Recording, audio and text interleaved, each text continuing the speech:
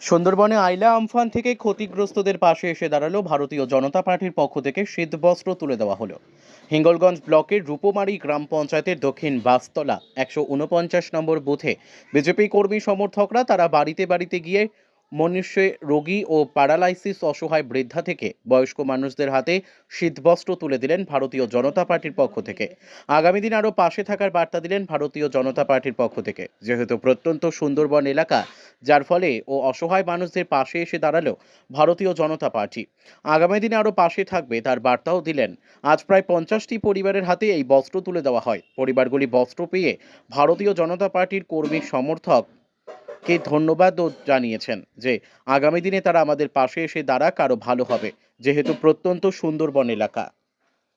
এই সুন্দরবন এলাকাবাসী সাধারণ দুস্থ মানুষের আয়লায় বিধ্বস্ত মানুষ, তাদের সেই দুস্থ পরিবারের পাশে, অসহায় মানুষের পাশে আমরা ভারতীয় জনতা পার্টির পক্ষ থেকে আমরা কিছু শীতবস্ত্র আজকের আমরা প্রদান করছি। আগামী দিনও আমরা দেবো। আমরা বদ্ধপরিকর, আমরা প্রতিশ্রুতিবদ্ধ হয়ে আছি মানুষের পাশে দাঁড়ানোর জন্যে। তাদের পাশে আমরা জীবনে মরণে তাদেরকে আমরা সঙ্গ দেবো, এটাই আমাদের বদ্ধপরিকর, আমরা প্রতিশ্রুতিবদ্ধ। আমার নাম অর্ধেন্দু মণ্ডল। দেখুন, প্যারালাইসিস মানুষ এবং কিছু দুস্থ মানুষ যারা খুবই অসুস্থ, এই শীতে সত্যি কষ্ট পাচ্ছে, তাদের পাশে দাঁড়াতে পেরে সত্যি আমরা খুব আজকের কতজনের দিলে?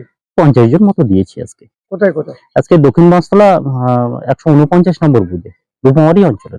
এরকম কি আগামী দিন দেবেন? হ্যাঁ, অবশ্যই। আমরা মানুষের স্বার্থে বদ্ধপরিকর, আমরা প্রত্যেক বছরই শীত বস্ত্র বিতরণ করতে চাইছি। এটা ভারতীয় জনতা পার্টির। আপনারা কি পাশে থাকার? একদম, আমরা বদ্ধপরিকর।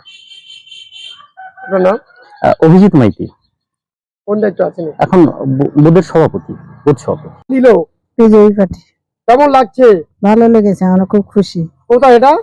বাঁশতলি। কি নাম আপনার? সারথী মন্ডল।